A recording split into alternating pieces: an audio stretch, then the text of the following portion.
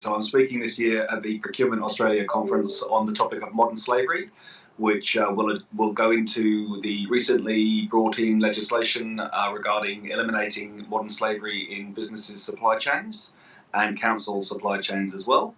And I'll be going through that legislation, what people need to do in order to comply with it, and what modern slavery means in the modern world and in supply chains around the world.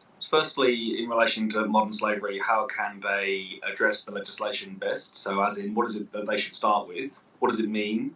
Does it apply to them? How far through their supply chain do they need to go? And what does the Act actually require? The first step that we always say to them is to look at an action plan. So to develop an action plan to say, well, this is what I'm going to do, and obviously then go about doing that. And what they need to do is to understand their operations, to understand their business, to understand their structure, to understand where they buy from, who they buy from, what they buy, and then to see whether or not those products, those services, those geographic locations, and those sectors are high risk in relation to modern slavery or not.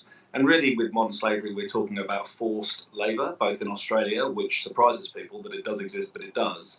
But moreover, in other countries like India, Democratic Republic of Congo, Vietnam, China, Pakistan, North Korea, countries like that. And it's particularly prevalent in electronics, computers, with the metals that are mined out of those countries, and also very prevalent in garments and uniforms, the construction sector. It's everywhere. I've been going to the Procurement Australia conference now, probably I think for almost all of the 14 years that it's been going, and speaking at most of them.